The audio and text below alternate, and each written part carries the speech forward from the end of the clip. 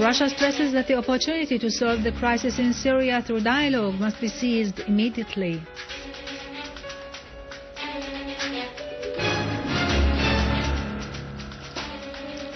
In flagrant violation of international law, France and Britain declare intention to arm the terrorist groups in Syria.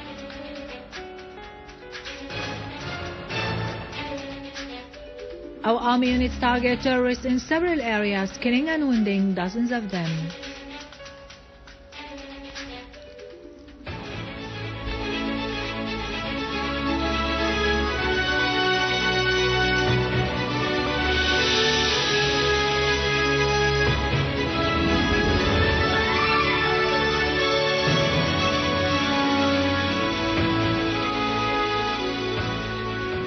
Good afternoon, I'm Yerado Krikorian from the News Center in Damascus.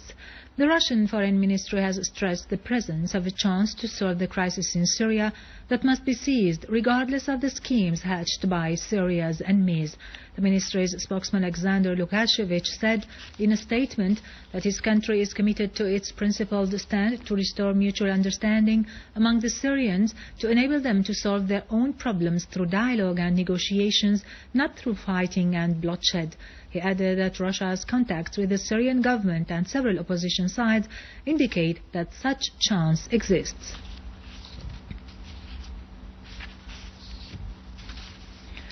The Russian Foreign Minister Sergei Lavrov renewed Russia's stand about considering any armament of the Syrian opposition as being illegal and contradict the international law. During a press conference with his British counterpart, Lavrov renewed the rejection of his country to any preconditions for the dialogue, reiterating that the Syrian people are the ones who should determine their own future.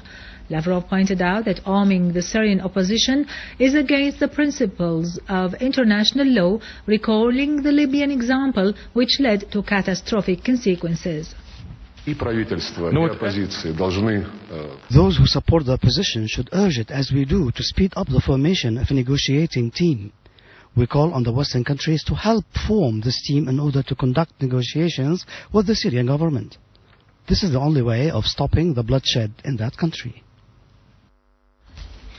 Iran has warned that Syria has become a main target for the terrorist groups that were formed and trained in Afghanistan by American and Western intelligence.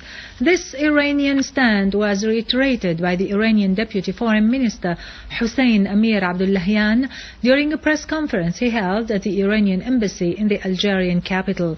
He expressed his country's condemnation of terrorism anywhere in the world. Abdullahian also denounced Saudi military interventions in Bahrain.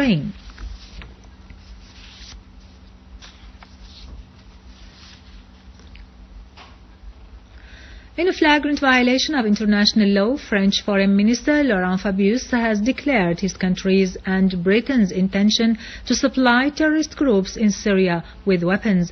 Fabius has been quoted as saying that France and Britain will ask for advancing the date of the EU upcoming meeting on arms embargo to Syria and will ask the Europeans to lift the embargo if no consensus is reached on this issue. He added, both countries will take a unilateral decision on providing the Syrian opposition with arms under the pretext that France is a sovereign state, as he put it.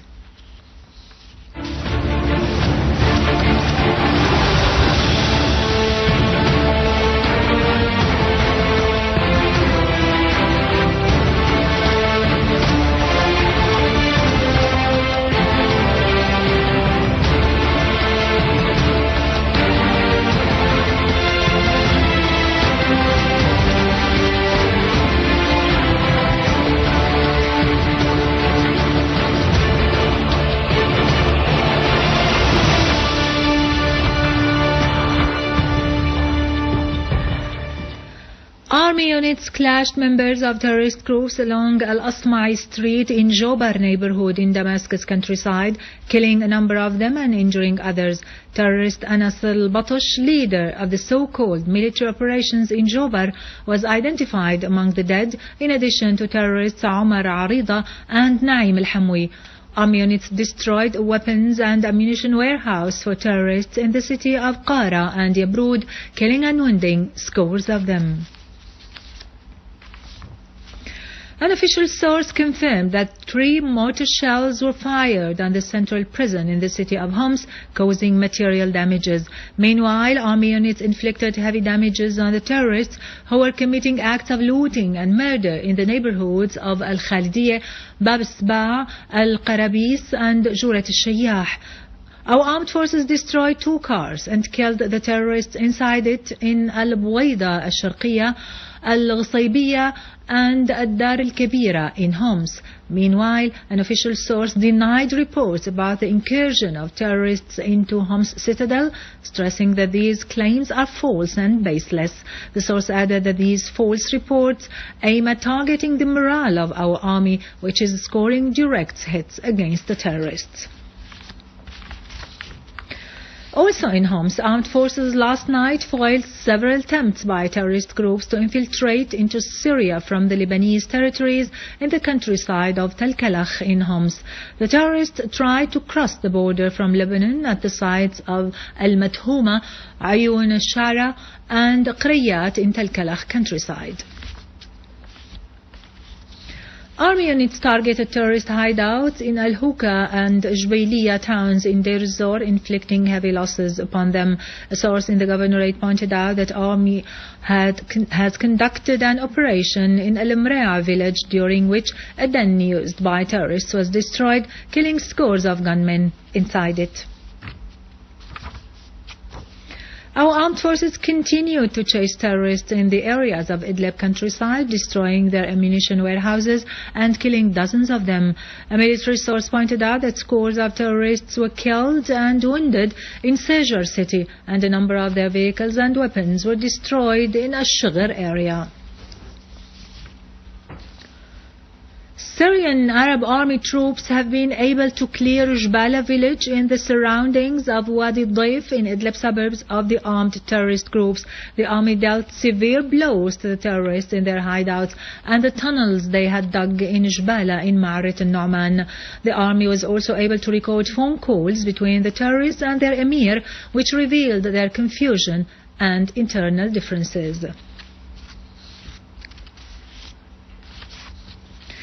The people of As-Sulaymaniya and Al-Midan in Aleppo have taken to the streets in a huge march in support of the Syrian Arab army and in appreciation of the sacrifices it has offered in order to restore security and stability and eliminate terrorism. Participants in the march also condemned terrorist acts committed by armed groups with the support of Western and regional countries. They also stressed that all Syrians will join ranks with the Syrian Arab army in their battle in defense of the homeland in the face of terrorism.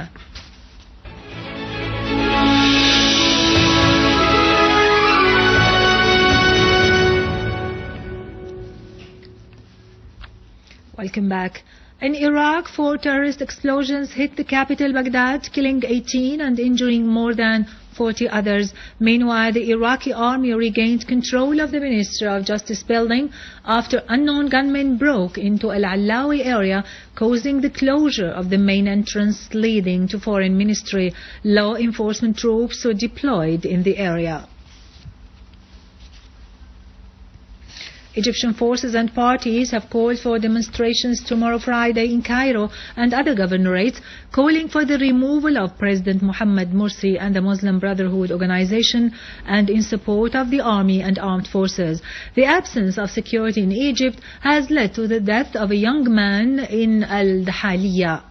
The most outstanding protest, the Dome of Departure, is to be staged in front of Al-Qubba Palace, after which a sit-in will be declared until the departure of Morsi regime and the Muslim Brotherhood.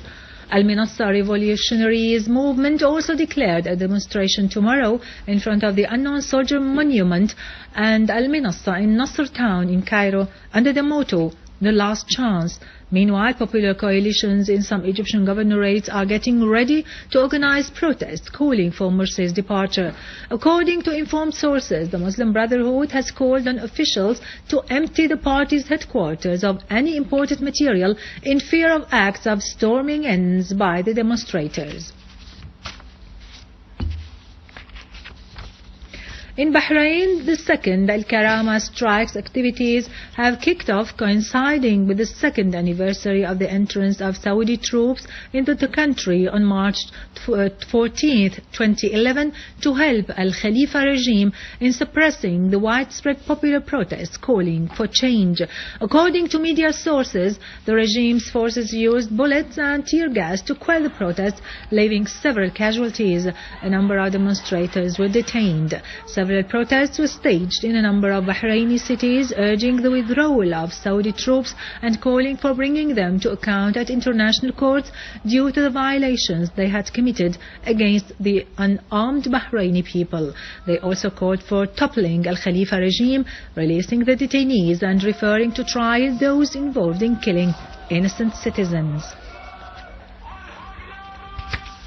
The Iranian army has carried out maneuvers on a wide scale in the center of the country to improve the missiles unit's field readiness in case of threats against Iran. The Iranian army successfully fired Nazi'at-10 and Fajr missiles during the maneuvers, in addition to locally produced developed defensive systems.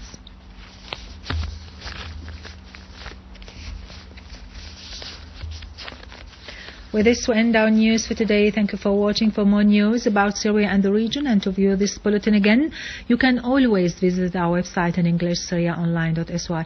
Now to latest business and market news with Khalid Taqabani after